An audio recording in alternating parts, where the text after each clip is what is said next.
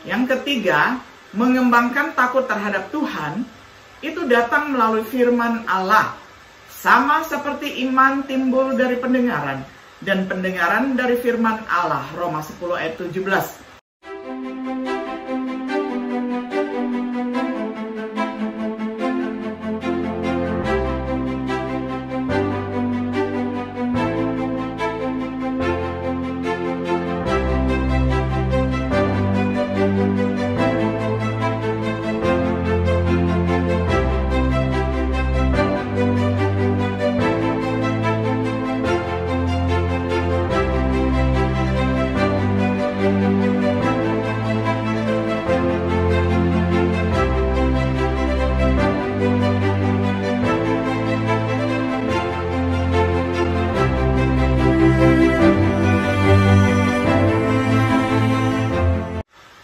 Shalom, sahabat Biblika yang dikasihi oleh Tuhan.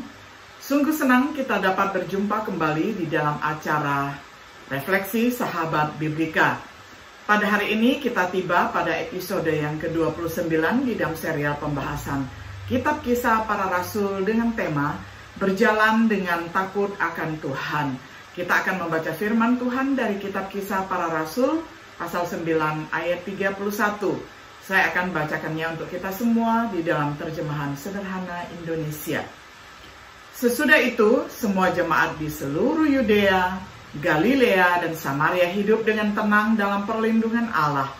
Mereka hidup dengan penuh hormat kepada Tuhan Yesus, dan buah Roh Kudus selalu menguatkan mereka, sehingga jumlah mereka semakin bertambah banyak. Sampai semikian jauh pembacaan firman Tuhan dari Kisah Para Rasul 9, ayat 31. Sahabat Biblika yang dikasihi oleh Tuhan, dalam menulis tentang gereja mula-mula, Lukas mencatat selama beberapa waktu jemaat di seluruh Yudea, Galilea, dan Samaria berada dalam keadaan damai. Jemaat itu dibangun dan hidup dalam takut akan Tuhan. Jumlahnya makin bertambah besar oleh pertolongan dan penghiburan Roh Kudus. Bisa dibaca di dalam Kisah Para Rasul 9 ayat 31 dalam terjemahan baru. Dalam suratnya kepada jemaat di Filipi, Paulus mengatakan kepada mereka, "Karena itu saudara-saudari yang saya kasihi, sebagaimana kalian selalu taat kepada saya, sekarang saya mendorong kalian untuk berusaha hidup dengan cara yang pantas bagi orang yang sudah diselamatkan oleh Allah, dengan takut dan hormat kepadanya. Jangan lakukan itu hanya ketika saya ada bersama kalian, tetapi lebih baik lagi kalau kalian melakukannya pada waktu saya tidak ada." Sampai sedemikian jauh pembacaan firman Tuhan dari Filipi 2 ayat 12 dalam terjemahan sederhana Indonesia. Konsep takut dan gentar dalam hubungannya dengan Tuhan bukanlah konsep yang populer saat ini. Orang-orang lebih suka mendengar tentang kasih, kesabaran, dan belas kasihan Tuhan. Ketika kita menunjukkan kemarahan, kekudusan, dan keadilan Tuhan yang benar, beberapa orang berkata, "Tuhanku tidak seperti itu." Penekanan pada kasih dan belas kasihan Tuhan hari ini mungkin merupakan reaksi terhadap korban neraka, api, dan belerang dari generasi lain. Tapi mungkinkah kita telah berada di ekstrim lain, di mana tidak ada konsep takut dan gentar yang berkaitan dengan orang Kristen? Mungkinkah ini sebabnya banyak orang Kristen apatis dalam pelayanan mereka? Sudahkah kita lupa kepada siapa kita harus takut jika kita lalai dalam pelayanan kita? Dapat dibaca di dalam Matius 10 ayat 28. Dalam pelajaran refleksi Biblika kali ini, saya berharap untuk mencapai 3 hal. Pertama, mendefinisikan takut akan Tuhan. Kedua, menunjukkan mengapa takut akan Tuhan penting bagi orang Kristen. Ketiga, menyarankan bagaimana kita dapat mengembangkan rasa takut yang sehat akan Tuhan tanpa menjadi ekstrim. Mari kita mulai dengan yang pertama, mendefinisikan takut terhadap Tuhan. Kata takut, kata Ibraninya adalah yirah, dan digunakan dalam perjanjian lama untuk menjelaskan kata takut atau teror. Hal yang mengagumkan atau hal yang menakutkan. Objek yang menyebabkan ketakutan. Takut tentang Tuhan, hormat, appreciate, takwa. Kata Yunaninya adalah phobos. dan digunakan untuk menggambarkan kata takut teror yang menyerang. Berhubungan dengan takut Tuhan, itu sering ditentukan sebagai rahmat. Yang baik-baik saja sejauh itu. Apakah definisi ini benar-benar cukup jauh? Karena meskipun istilah penghormatan dan kekaguman menyiratkan tempat untuk kata gentar, apakah sebagian besar menghubungkannya? Takut akan Tuhan harus termasuk gentar. Bahkan seperti yang ditunjukkan Paulus dengan menggabungkan takut dan gentar di dalam Filipi 2 ayat 12. Kata Yunani untuk gemetar atau gentar adalah tromos, gentar atau gemetar ketakutan. Sama seperti seseorang akan gemetar di hadapan orang yang dapat mengambil nyawa kita. Demikian pula Yesus mengajar kita untuk takut akan Tuhan. Matius 10 ayat yang ke-28. Takut yang benar terhadap Tuhan akan termasuk penghormatan dan kekaguman. Takut menyinggung Tuhan dengan cara apapun. Gemetar dan gentar jika seseorang tahu bahwa mereka telah menghina Tuhan dan belum memperoleh pengampunan. Nilai dari sikap seperti itu terlihat saat kita melanjutkan dan memperhatikan hal yang kedua. Pentingnya takut terhadap Tuhan. Dari kitab Amsal kita belajar, takut akan Tuhan adalah permulaan pengetahuan. Amsal 1 ayat 7. Takut akan Tuhan akan menyebabkan seseorang membenci kejahatan. Amsal 8 ayat 13. Takut akan Tuhan akan memperpanjang hidup. Amsal 10 ayat 27. Takut akan Tuhan memberikan keyakinan yang kuat dan merupakan sumber kehidupan. Amsal 14 ayat 26 sampai 27. Takut akan Tuhan mendorong seseorang untuk menjauhi kejahatan. Amsal 16 ayat 6. Takut akan Tuhan menuntun pada kehidupan yang memuaskan dan menghindarkan seseorang dari banyak kejahatan. Amsal 19 ayat 23.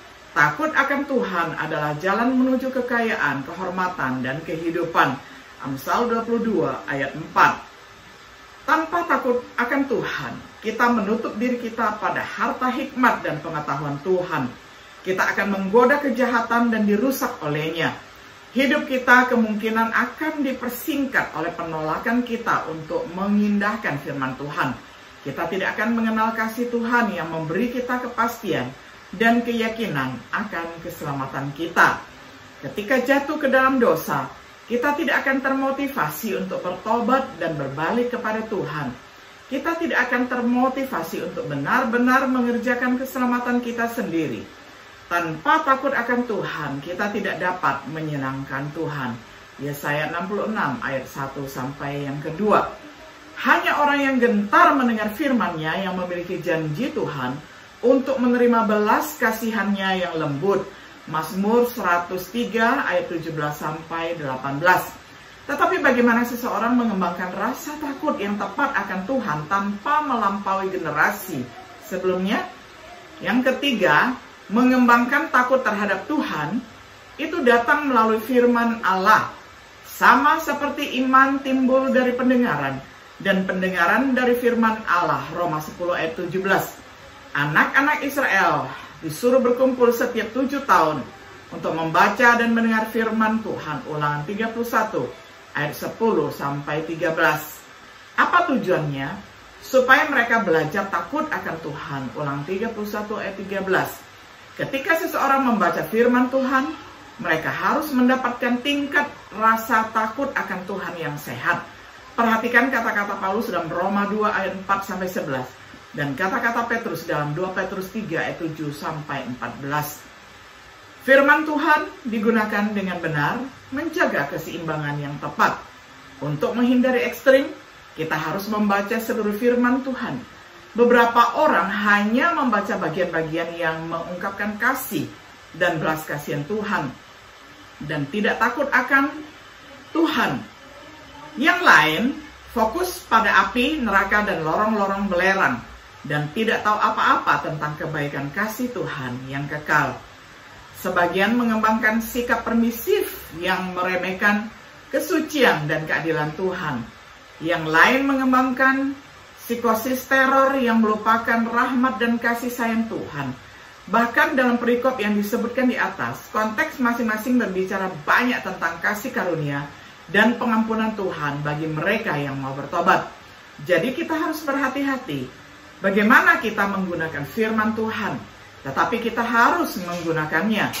Kesimpulan, pemazmur menulis, Allah disegani dalam kalangan orang-orang kudus dan sangat ditakuti melebihi semua yang ada di sekelilingnya. Mazmur 89 ayat 7. Mengapa kita perlu takut akan Tuhan? Jadi kita pasti akan mengerjakan keselamatan kita dengan takut dan gentar. Filipi 2 ayat 12. Peringatan itu perlu karena seperti yang tertulis dalam surat Ibrani, hendaklah pengalaman mereka itu membuatmu takut. Hari ini janji Allah tentang kesempatan memasuki negeri tenang masih berlaku bagi kita. Karena itu jangan sampai ada yang gagal mendapatkannya. Sebab kita sudah menerima berita keselamatan dari Kristus. Sama seperti nenek moyang kita mendengar berita keselamatan dari Musa. Perbedaannya bagi mereka berita itu tidak ada gunanya karena mereka tidak percaya. Ibrani 4 ayat 1-2. Dan lagi, karena itu marilah kita dengan tekun berusaha untuk memastikan bahwa kita sudah masuk dan tinggal dalam negeri tenang itu. Jangan ada seorang pun yang gagal seperti nenek moyang kita karena mereka menolak percaya kepada Allah. Ibrani 4 ayat 11. Dengan takut akan Tuhan yang benar, kita akan mengerjakan keselamatan kita. Kita akan bertekun untuk masuk ke dalam perhentian itu. Jadi saudara-saudari yang terkasih, karena Allah sudah memberikan janji-janji yang sungguh indah, maka sepantasnya kita menjaga tubuh dan roh kita supaya bersih dari segala yang najis.